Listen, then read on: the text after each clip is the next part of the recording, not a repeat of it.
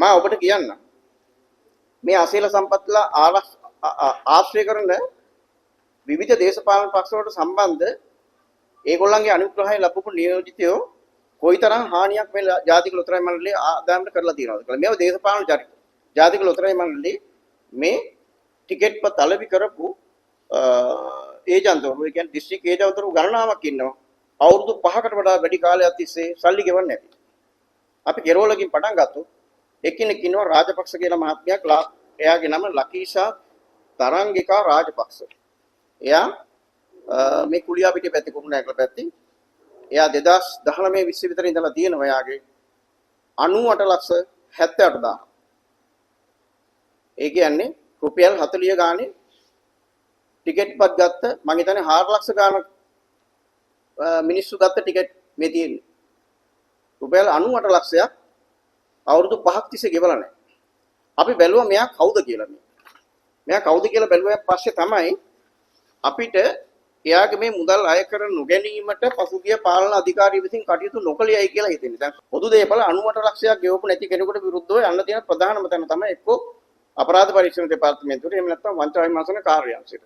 මේ දක්වා ගිහිල්ලා නැහැ. මේ අලෙවි නියෝජිතවරියට ඒ අලෙවි නියෝජිතකම දෙන්න කියලා තියෙන්නේ 2016 6/16 දින අධ්‍යාපන අමාත්‍ය අකිල විරාජ් කාර්යවසම්.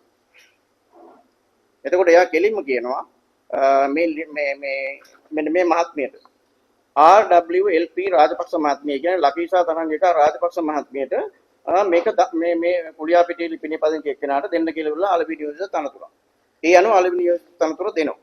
ඒක දීලා ඉවර වෙලා 98 ලක්ෂයක් කොල්ල තිබ්බෙන් පස්සේ ටැක්ෂන් ගත්තේ නැති අය කියලා බලන්න අපි ගියා බලන්න විවාහ සහතිකයට එතුමිය. එයාගේ විවාහ සහතිකයට ගියාන් පස්සේ විවාහ සහතිකයේ තියෙනවා සම්පත් කාර්යවසම් කියලා එකෙනේ. අලෙවි නියෝජිතවරියට නියෝජිතකමක් දෙන්න කියලා කියන්නේ අකිල විරාජ් කාර්යවසම්. සම්පත් කාර්යවසම් කියන එකේ තියෙනවා මේ කාර්යවසම් කියලා කෑල්ල. අපි විවාහ සහතිකයට ගියාන් පස්සේ එතන තියෙනවා සම්පත් කාර්යවසම්ගේ පියා කවුද? වෙබ් අඩවියට ගිහිල්ලා අකිල විරාජ් කාර්යවසම් මහත්තයාගේ තාත්තා කවුද කියලා බලනකොට විවාහ සහතිකයේ තියෙන සම්පත් කාර්යවසම්ගේම තාත්තා තමයි. මේ වෙන මොනවක් නෙමෙයි. අකිල විරාජ් කාර්යවසම් අමාත්‍යවරයා තමුගේ නෑනට ඉෂුව කරපු නියෝජිත ධූරයක්. එතකොට 2016 මේක ඉෂුව කරන්නේ 2020 විතර මේකට අදාළ ගෙවීම් පැහැර හරිනවා 98 ලක්ෂය.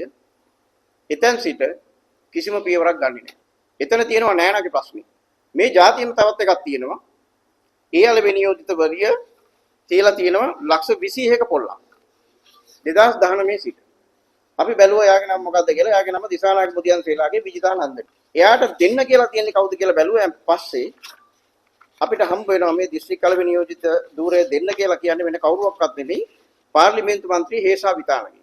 එතුමගේ ඇප්ලිකේෂන් එකේ තියෙනවා ඊමේල් ඇඩ්‍රස් එක විදියට හේසා විතානගේ පාර්ලිමේන්තු මන්ත්‍රීවරයාගේ ඊමේල් ඇඩ්‍රස් එක. ඊට පස්සේ අපි ගියා අර පරණ විදියට අපේ සර්වේ එකේ විවාහ සහතිකයට. ගියන් පස්සේ මේ වෙන කවුරුත් නෙමෙයි බිරිඳ. එතකොට හේසා විතානගේ മന്ത്രിවරයාගේ බිරිඳ රුපියල් 21 ලක්ෂයක් ලොගවා ඉන්නවා. ඊට පස්සේ අපි සභාපතිතුමීට ආවන් පස්සේ මේක ලියුම් වලින් දැනුම් දෙනවා මේක දෙන්න කියලා. එයා කියන්නේ සල්ලි දෙන්නේ නැහැ. මම දෙන්න ඇත්තෙත් නැහැ වෙන අය දෙන්න තියෙන කියලා දෙන්නේ. දැන් මේ පැමිණිල්ල යනකොට ගිණුමට ඇවිල්ලා සල්ලි දානවා. එතකොට යාට පත්වීම දෙනවා තමුන්ගේම නෝනාට දිස්ත්‍රික් අලෙවි නියෝජිත. හරි. එතකොට දීලා එයා 21 ලක්ෂයක් තියාගෙන ඉන්නවා. එතකොට 21 ලක්ෂයට පොලිය මේ වෙනකම් අවුරුදු 5කටත් වැඩි කාලයක්. අතන අකිල විරාජ්ගේ නෑනගේ තියෙනවා 98 ලක්ෂයක්. ඒකට පොලිය. දැන් අපිට ජාතික ලොතරැයි මණ්ඩලයේ සියලු වැඩ නවත්තලා නෑනයි නෝනායි පස්සේ යන්න වෙලා තියෙනවා. මේ මහ ජනතාව විසින් සල්ලි දීලා මිලදී ගත්ත මේ ටිකට් පත්වල මේ රජයට අයිති වෙන ටික අය කරගන්න.